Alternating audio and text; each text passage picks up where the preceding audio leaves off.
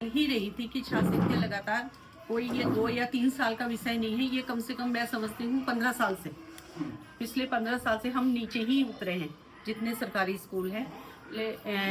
उसी उसमें 2018 में जब मैं एक सीआरसी के पद पे थी, सीआरसी के पद पे थी, तो उस समय जब वापस हमको स्कूलों के लिए भेजा गया था तो मुझे राजकीय प्राथमिक विद्यालय गिनती गांव दिया गया था। और गिनती गांव को मैं पिछले कई सालों से जानती थी। यहाँ पर अच्छी खासी छात्र संख्या हुआ करती थी, 60-70 बच्चे हमेशा बने रहते थे। लेकिन जब मैंने लिया तो उस टाइम 18 बच्चे मात्र थे।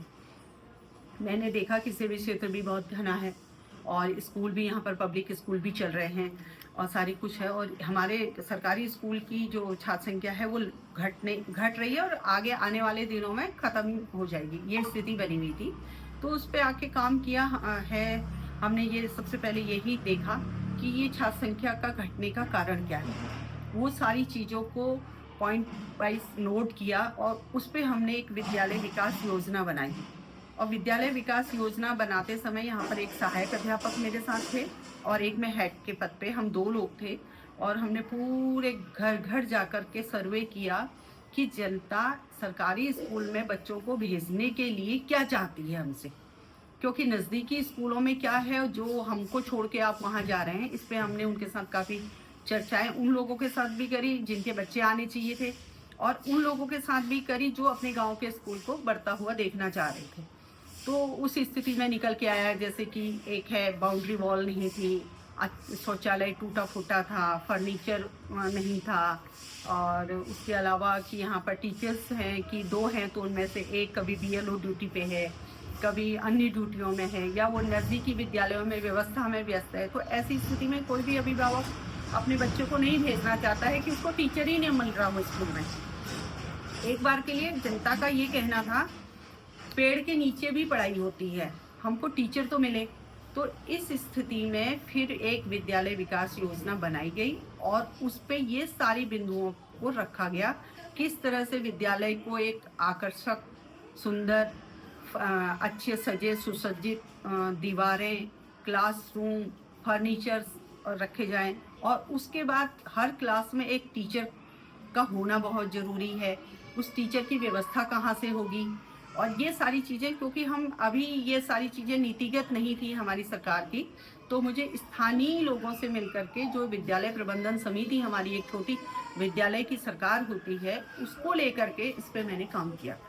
इस पे काम किया और उस काम को जो मैं प्लानिंग कर रही थी उसको मैं किसी न किसी माध्यम से मीटिंग ऑर्गेनाइज करके, या कहिए कि उनके शादी ब्याहों में जाके या समारोह में जाके या घर घर संपर्क करके बता रही थी कि गिनती गाँव को हम जल्दी ही इस स्थिति में ले आएंगे कि आप लोग अपने बच्चों को वहाँ भेजिए।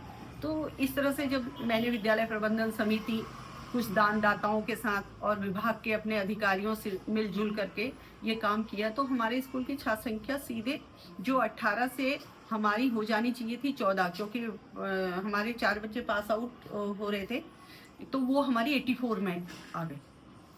2019 में हम 84 हमारा इनरोलमेंट था। अब ये था कि ठीक है, ये इनरोलमेंट तो है, लेकिन आगे को गांव से बच्चे 2.5 साल के, 3-3 साल के बच्चे नज़दीकी प्राइवेट स्कूलों में नर्सरी, एलकेजी, यूकेजी में एडमिशन ले रहे थे। अगर कोई बच्चा किसी स्कूल में चला जाता है इस स्टेज में, उसको वापस इस स्कूल में लाना फर्स्ट में बहुत चैलेंजिंग था। और तो इस स्थिति में विद्यालय प्रबंधन समिति के साथ विभाग को सूचित करते हुए, विश्वास में रख लेते हुए, यहाँ पर हमने प्री प्राइमरी कक्षाओं का संचालन किया। और जब हमारे पास फिर वो 3 साल के बच्चे भी आने लगे, 2.5 साल के बच्चे आने लगे, तो हम वो नर्सरी भी हमारी तैयार हो रही थी। जो क्लास फर्स्ट में हमको एडमिशन की एक समस्या हर साल खड़ी होती है, वो नहीं हो रही थी। हमारे पास हमारे 15 या 20 बच्चे, 30 बच्चे हमको तैयार मिल रहे थे। तो प्रवेश उत्सव के टाइम पे हम पूरे तैयार रहते थे विद्यालय में एडमिशन के लिए। तो एक प्री प्राइमरी का संचालन करना विद्यालय प्रबंधन समिति के द्वारा और उनके सहयोग के द्वारा। अब प्री प्राइमरी तो शुरू कर दें, उसके लिए फर्नीचर है, उसके लिए टीचर है, बहुत सारे और कई चीज़ें ऐसी होती हैं जिनकी हमको व्यवस्था करनी होती थी।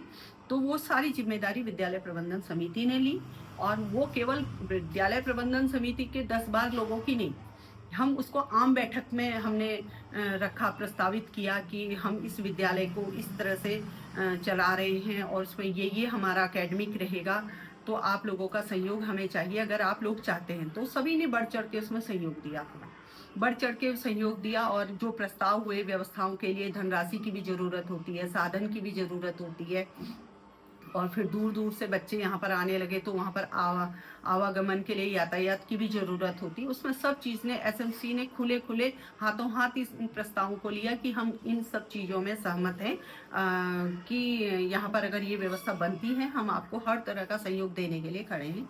और उसी व्यवस्था के तहत 2019 से लेकर आज 2025 तक प्री प्राइमरी सेक्शन के साथ राजकीय प्राथमिक विद्यालय गिनती गांव चल रहा है। और निरंतर इसमें 84 से हम 110 में आए, 110 से हम 154 में आए, 154 से हम 174 में आए, 174 से हम 194 में आए। और 2000 अभी जो वर्तमान विद्यालय की छात्र संख्या है हमारी 206 बच्चे हमारे प्राइमरी सेक्शन में हैं, 1 से लेके 5 तक। और प्री प्राइमरी में हमारे 100 बच्चे इनरोल्ड हैं, जिसमें हमारी नर्सरी, एलकेजी और यूकेजी करके हमने उनको अलग अलग उनके एज ग्रुप के अकॉर्डिंग बांटा हुआ है। अब उसमें जैसे टीचर्स हमारे हैं, गांव के ही लोग हैं, पढ़ी लिखी बच्चियां हैं या पढ़ी लिखी महिलाएं हैं जो चाहती हैं हम मैं स्कूल में जाके शिक्षण करूं, और एक एसएमसी उनके लिए कोई एक पारितोषिक के रूप में जो व्यवस्था कर सकती है, वो व्यवस्था की जाती है और उनको दिया जाता है। इसके अलावा यातायात के लिए भी एसएमसी हम ये कहते हैं कि हर अभिभावक अपने बच्चे को गेट तक छोड़े और ले जाए, लेकिन उन्होंने कहा नहीं, यातायात की व्यवस्था की जाए, जिसके जो भी इसमें खर्चा होगा हम उसको स्वयं वहन करेंगे।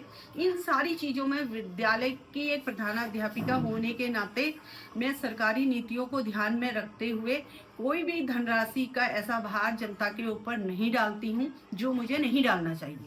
और उसमें हर जगह पे हम उनके ऊपर स्वेच्छा, उनकी मर्जी, उनकी इच्छा, इन शब्दों का प्रयोग करके और उनसे हर जगह पे अनुमति पत्र हैं या उनके प्रस्ताव में साइन हैं, उन चीज़ों का हम बाकायदा ध्यान रखते हैं। तो इस तरह से जब ये व्यवस्थाएं यहाँ पर चली हैं तो नज़दीकी 1-2 पब्लिक स्कूल बंद भी हुए हैं, और अब कई पब्लिक स्कूलों को इससे हमारे इस इन्वॉल्वमेंट से फ़र्क भी पड़ा है। तो ये सारी चीज़ें हैं, लेकिन हमको जिस लक्ष्य की ओर हम आगे बढ़ रहे हैं, हमारी पूरी टीम आगे बढ़ रही है, तो हम कर रहे हैं उस काम को। और आपको शैक्षिक उपलब्धि की बात करते हैं तो शैक्षिक उपलब्धि आपको पता ही है, जवाहर नवोदय है, राजीव नवोदय है, हिमज्योति है, विद्या ज्ञान है, सैनिक स्कूल है। उसमें इतने सारे बच्चे एक साथ एक वर्ष में निकलते हैं कि शायद ही किसी स्कूल से एक साथ इस नैनीताल डिस्ट्रिक्ट में कोई निकलता हो।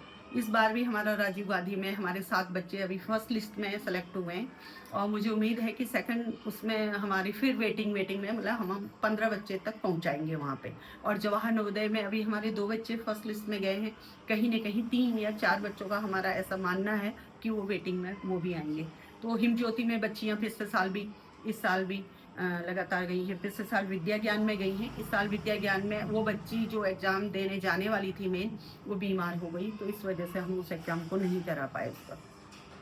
इस तरह से ये जो भी आज स्ट्रक्चर खड़ा है, इसमें हम समाज का, समुदाय का बहुत बड़ा योगदान है। अगर हम उनको एक पारदर्शिता के साथ समझाते हैं कि कुछ ऐसी नीतिगत परेशानियां होती हैं, कुछ होती हैं कि हम शिक्षक व्यवस्था नहीं कर पा रहे हैं या शिक्षक की उपलब्धता कम है, तो ऐसी स्थिति में हम समाज से ही, समाज के हित के लिए, छात्र हित के लिए समाज को जोड़ करके एक अच्छी व्यवस्था बना सकते हैं।